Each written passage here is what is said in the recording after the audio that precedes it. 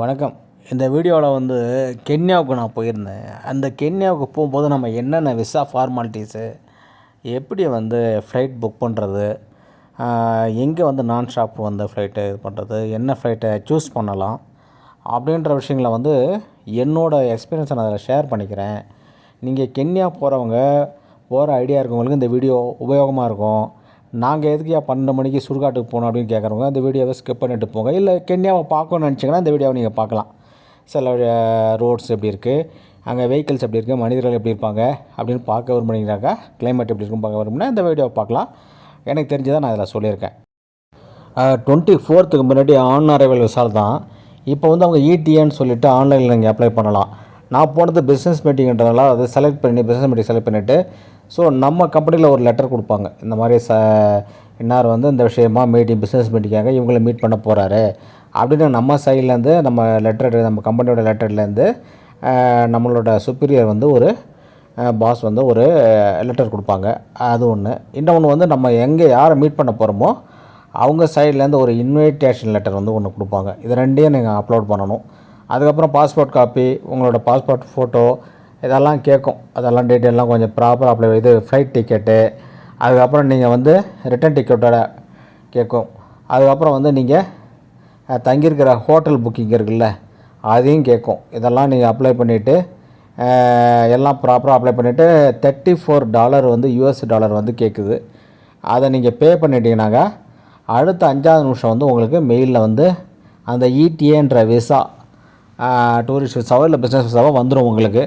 அதை எடுத்து வச்சுக்கோங்க, பத்திரமா வச்சுக்கோங்க. வச்சுட்டு அதுக்கப்புறம் நீங்கள் டிக்கெட்டை இண்டிகோவில் பண்ணலாம். ஏன்னா இங்கே லே ஓவர் மும்பையில் 3 மணி நேரம் இருக்குது, 4 மணி நேரம் இருக்குது. நீங்கள் 3 மணி நேரம் செலக்ட் பண்ணிங்கன்னா அதுக்கப்புறம் நேராக மும்பை டெர்மினல் 1க்கு போகும். போயிட்டு அங்கேருந்து நீங்கள் உங்களோட செக்இன் லக்கேஜை நைரோபி போகிறீங்கன்னா நைரோபிக்கு டேக்கன் பண்ணிட்டீங்கன்னா அந்த லக்கேஜ் அப்படியே அங்கே இதுக்கு நைரோபிக்கு வந்துடும். ஸோ நீங்கள் அங்கேருந்து இறங்கி ப்ரீபெய்ட் டாக்ஸி மட்டும் எடுத்துக்கிட்டு ஒரு 280 ஆகும். டெர்மினல் 2க்கு செக்இன்லாம் முடிச்சுட்டு செக்யூரிட்டி செக்இன் முடிச்சுட்டு கேட்டை உள்ளே என்ட்ரி ஆகிட்டேனாக்கா அதுக்கப்புறம் ஒரு 2 மணிக்கு ஃப்ளைட் அங்கே சென்னையில் மும்பையில். சென்னையில் 8 மணிக்கு இது ஃப்ளைட்டுங்க. இதில் போய்ட்டு மும்பை போய்ட்டு நீங்கள் மும்பை 11 மணிக்கு 10:45 போய்டுவீங்க. அதுக்கப்புறம் அங்கேருந்து 2 மணிக்கு திரும்ப நைரோபிக்கு போவீங்க. கிட்டத்தட்ட அது ஒரு 5-5.25 மணி நேரம் ட்ராவலு. இங்கேக்கும் கென்யாவுக்கும் 2.5 மணி நேரம் ஸ்லோவாக இருக்கும். அதாவது இங்கே 8:30 மணினா அங்கே கென்யாவில் 6 மணி. ஸோ 5:45க்கு அங்கே போய் நீங்கள் லேண்ட் ஆவீங்க. அதுக்கப்புறம் அங்கே இமிக்ரேஷன்லாம் முடிச்சுட்டு உங்கள் பாஸ்போர்ட்டை ஒரு 10 வாட்டி ஸ்கேன் பண்ணுவாங்க. ஏன்னா ஸ்கேனிங் ஆகாது. ஸ்கேனிங் முடிச்சுட்டு அப்புறம் உங்களோட ரைட்டு 4 ஃபிங்கர்ஸையும் லெஃப்ட் 4 ஃபிங்கர்ஸையும் வைக்க சொல்லிட்டு அதுக்கப்புறம் இது தம் ஃபிங்கர்ஸ் 2 கையில் இருக்கிற தம் ஃபிங்கர்ஸை எடுத்துக்கிட்டு அதுக்கப்புறம் ஒரு 15 நிமிஷம் எடுத்துக்குவாங்க இமிக்ரேஷனுக்கு. அதுக்கப்புறம் வெளியில் வருவீங்க. வந்தீங்கன்னா உங்களுக்கு கார் இருந்துச்சுன்னா நீங்கள் போயிடலாம். அப்படி இல்லைனா டாக்ஸிஸ் வெயிட் பண்ணணும் எடுத்துக்கிட்டு கொஞ்சம் சேஃபான டாக்ஸியில் போகணும். போயிட்டு நீங்கள் ஹோட்டலுக்கு போயிடலாம். அதுக்கப்புறம் நீங்கள் எங்கே சுற்றி பார்க்குறீங்களோ அதெல்லாம் ப்ராப்பராக புக் பண்ணிவிட்டு போங்க. ஒரு பாதுகாப்பு, அதிகமாக வெளியில் அலையக்கூடாது. ஏன்னா ஃபோனு இதுக்கெலாம் பாதுகாப்பு கிடையாது. அங்கே யார் நல்லவங்க யார் திருடுறவங்கன்னு தெரியாது. அதனால் வீடுகளில் குறிப்பாக இந்த வசதி உள்ளவங்க வீட்டில் இப்போல்லாம் அடிக்கடி நிறைய திருட்டு நடக்குதான். என்னோடய ஃப்ரெண்ட்ஸ் சொன்னாங்க. அதனால் அது கொஞ்சம் ஜாக்கிரதையாக பார்த்து சேஃபான இடமா தங்கிக்கோங்க, ஹோட்டலில் தங்கிக்கோங்க. அதுக்கப்புறம் போகும்போது ஒரு பாதுகாப்பான வண்டியில் போயிட்டு வாங்க. மோஸ்ட்லி விண்ட்ஷீட்லாம் க்ளோஸ் பண்ணியிருக்கிறது. ஏன்னா ஃபோனை அப்படியே கையை விட்டு ஃபோனை எடுத்துருவாங்களாம்மா. ஸோ அதனால் அதுக்கப்புறம் நீங்கள் ஸ்டேஷன்லாம் போனால் அது பெரிய ப்ராசஸ். அதெல்லாம் போனது தான் அந்த மாதிரி தான் ஆகும். ஆள் நல்லா தாட்டியாக வளமாக இருப்பாங்க. நம்ம ரொம்ப கஷ்டம் அவங்ககிட்ட. ஸோ அதுக்கப்புறம் கென்யாவை பற்றி என்ன, கென்யாவை பற்றி நீங்கள் படித்து தெரிஞ்சுக்கலாம். இது ரொம்ப மக்கள் அதிகம் இல்லாத நாடு. பட்டு சவுத் ஆஃப்ரிக்காவில் கொஞ்சம் வளர்ச்சி அடைந்த நாடுன்னு சொல்லலாம். அதை கென்யாவை கொஞ்சம் இண்டஸ்ட்ரீஸ் அப்படியே டெவலப் ஆகிட்டுருக்கு. இங்கே இந்த ஸ்பெஷல் எக்கனாமிக் ஜோன் இருக்குது இல்லையா, அந்த மாதிரி இண்டஸ்ட்ரியெலாம் நிறையா க்ரோத் ஆகிட்டுருக்கு. அதிலலாம் பார்த்திங்கன்னா அந்த ஏரியாவெலாம் நீங்கள் காரில் போனீங்கன்னா 40 கிலோமீட்டர் தாண்டக்கூடாது, ஃபைன் போடுவாங்க. 40 கிலோமீட்டருக்குள்ளே தான் போகணும். நல்லா மெயின்டைன் பண்ணுறாங்க. யூரோப் ஸ்டாண்டில் அதெல்லாம் மெயின்டைன் பண்ணுறாங்க. அதுக்கப்புறம் வந்து பார்த்திங்கன்னா ஃபுட்டு, கென்யன் ஃபுட்டு வந்து நான் அப்போ அந்த பக்கமே போகல. நான் தங்கியிருந்தது வந்து ஜிம்கானா நைரோபி கிளப்பில் தங்கியிருந்தேன். ஸோ அங்கே வந்து சைனீஸ் ஃபுட்டு, இந்தியன் ஃபுட்டு கிடச்சிது எனக்கு. அதுக்கப்புறம் வந்து அதனால் நான் வந்து இங்கே வெளியில் போகிறதில்ல. ஸோ ஃபுட்டு, அந்த ஃபுட்டு வந்து நீங்கள் சாப்பிடாது ஏதோ கிழங்குல கீரைகள் மாதிரி ஒரு மாதிரி இருக்கும். அது வந்து சாப்பிட்றது ரொம்ப கஷ்டம். ஸோ அதனால் இந்தியன் ரெஸ்டாரண்ட்டு எங்கே இருக்குன்னு பார்த்து வச்சுக்கோங்க. இங்கே வந்து ஒரு மெட் லைஃப்ன்ற ஒரு ஹாஸ்பிட்டலில் வந்து ஒரு இந்தியன் கேன்டீன் இருக்குது. அங்கே இந்தியன் ஃபுட்டு கிடைக்கும். அதுக்கப்புறம் ஜிம்கானா கிளப்பில் வந்து கொஞ்சம் இந்தியன் ஃபுட்டு கிடைக்கும். அந்த மாதிரி நிறைய இடம் பார்த்தேன் நான். அந்த பாலாஜி பவன் ஒரு டெம்பிள் இருக்குது. அங்கே வந்து அந்த கோயிலுக்கு போகிறவங்களுக்கு சாப்பாடு அவங்களே கொடுக்குறாங்க. ஸோ அங்கே இந்தியன் ஃபுட்டு கிடைக்கும். அதுக்கப்புறம் அந்த சரௌண்டிங்கில் வந்து நிறையா வந்து தெலுங்கு பீப்புள் இருக்காங்க, இந்தியன்ஸ் பீப்புள் இருக்காங்க. ஸோ அதனால் அங்கே வந்து 2-3 ரெஸ்டாரண்ட்ஸ் பார்த்தேன். இந்தியன் ரெஸ்டாரண்ட் நிறையா இருக்குது. பட் ஆனால் கொஞ்சம் காஸ்ட்லின்னு நினைக்கிறேன். கென்யா மக்கள் எப்படின்னு பார்த்தீங்கன்னா நல்லா பழகுவாங்க. எல்லாருமே வந்து இங்கிலீஷ் நல்லா வந்து யூரோப்பியன் பிரிட்டிஷ் இங்கிலீஷ் வந்து நல்லாவே பேசுவாங்க. எல்லாருக்குமே இங்கிலீஷ் தெரியும். அதாவது எந்த வேலை செய்கிறவங்களுக்கும் இங்கிலீஷ் தெரியும். ஸோ அதனால் மொழி பிரச்சனை இங்கே இல்லை. கொஞ்சம் ஸ்லோ ஒர்க்கர்ஸ், ரொம்பலாம் ஹார்ட் ஒர்க்லாம் பண்ண மாட்டாங்க. கொஞ்சம் ஸ்லோ ஒர்க்கர்ஸ் தான், மெதுவாக தான் வருவாங்க. மற்றபடி வந்து ஃப்ரெண்ட்லியாக பழகுவாங்க. அது ஒன்றும் பிரச்சனை இல்லை. இங்கே வந்து பார்த்திங்கன்னா வந்து குஜராத்திகளும் தெலுங்கர்களும் ரொம்ப அதிகம். பெரிய பிஸ்னஸ் பண்ணுறவங்களாம் அவங்க தான். அதேமாரி பஞ்சாபிஸும் கொஞ்சம் இருக்காங்க. அவங்க வந்து பார்த்திங்கன்னா ஃபுல்லாக ஃபார்மிங் வந்து பண்ணுறாங்க. சுகர் மில்லெலாம் வந்து அவங்களோட கண்ட்ரோலில் தான் இருக்காமா. ஸோ அந்த மாதிரி நம்ம ஆளுங்க வந்து எல்லாமே வந்து ஒரு மில்லியனர் ரேஞ்சில் தான் இங்கே இருக்கவங்க எல்லாமே பிஸ்னஸ்க்காக வந்தவங்க.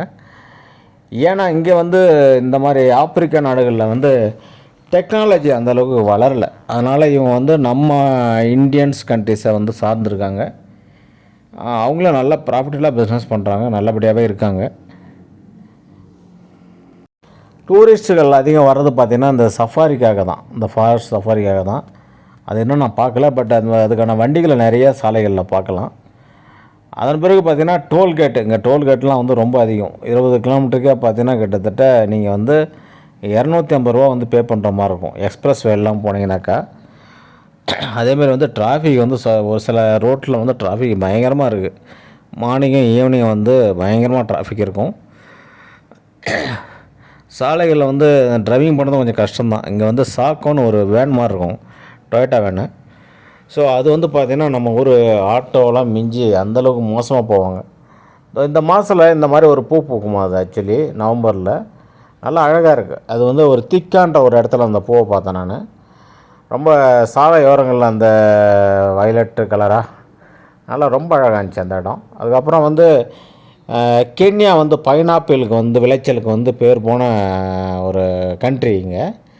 இங்கே வந்து சில அமெரிக்கன் டொமாட்டோன்ற ஒரு அமெரிக்கன் கம்பெனி வந்து கிட்டத்தட்ட 3000-4000 ஏக்கரில் வந்து ஃபார்ம்ஸ் வச்சுருக்காங்க. அதை பாதுகாக்கிறதுக்கு வந்து ரேஞ்சர்ஸ்லாம் போட்டு, கன் ரேஞ்சர்ஸ்லாம் போட்டு வாட்ச் டவர்ஸில் வந்து அவங்க அதை வாட்ச் பண்ணிகிட்ருப்பாங்க. உள்ளே போனாங்கன்னா ஷூட் பண்ண கூட தயங்க மாட்டாங்களாம். அந்த மாதிரி நல்ல அற்புதமான சுவைமிக்க பைனாப்பிள் இங்கே விளையுது. கொஞ்சம் நல்ல பெருசாகவே இருக்கும். நிறைய ஏற்றுமதி பண்ணுறாங்க. ஸோ இதுதான் இண்டஸ்ட்ரி விளைச்சல். அதுக்கப்புறம் பார்த்திங்கன்னா விவசாயன்றது வந்து ரொம்ப கம்மிங்க. ஆக்சுவலி இதெல்லாம் வெஜிடபிள்ஸ் எல்லாம் ரொம்ப ரேட் அதிகம்.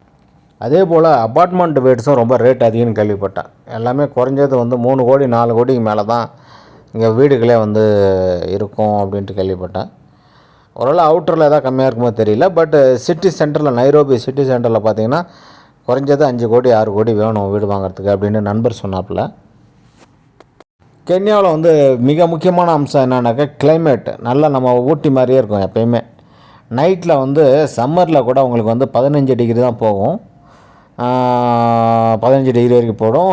இதில் டே டைமில் வந்து 20-21 இவ்வளோ தான் இருக்கும், 20 தான் இருக்கும் டெம்பரேச்சர். சூப்பராக இருக்கும், டெம்பரேச்சர் வந்து அட்டகாசமாக இருக்கும். எல்லாமே இம்போர்ட் பண்ணுறதுனால விலைவாசி தான் ரொம்ப அதிகம், கட்டுக்கடங்காத விலைவாசிங்க. சாப்பாட்லேருந்து துணிமணிகள்லேருந்து எல்லாமே. அதேமாதிரி காருங்கள் பார்த்தீங்கன்னா வெறுமனே டொயோட்டா காருங்க தான் நீங்கள் பார்ப்பீங்க. 99% ரோட்டில் வந்து டொயோட்டா காராக தான் இருக்கும். அது காரணம் என்னென்னா, இந்த ஜப்பானில் வந்து 5 இயர்ஸ் தான் யூஸ் பண்ணுவாங்க போல் காரை. அந்த யூஸ் பண்ண அந்த கார், செகண்ட் ஹேண்ட் காரை வந்து இங்கே கொண்டாந்து இது ஆப்பிரிக்கன் மார்க்கெட்டில் கொண்டு வந்து விற்றுருவாங்களாம். ஸோ அந்த காரெல்லாம் அதுக்கப்புறம் வந்து இங்கே தான் ஓடும். ஆனால் காருங்க பார்த்தீங்கன்னா அட்டகாசமாக இருக்கும் கண்டிஷன் எல்லாமே. அதேமாரி ரோட்ஸ் வந்து நல்லா தான் இருக்குது. அந்த நைரோபிலாம் பார்த்தீங்கன்னா ரோட்ஸ் வந்து சூப்பராக இருக்குது. நல்ல ஸ்பீடு வந்து 110 போகலாம். எக்ஸ்பிரஸ் வேல ஹைவேலாம் வந்து 110 வரைக்கும் அலௌடு. நல்ல ஸ்பீடு போகிறாங்க.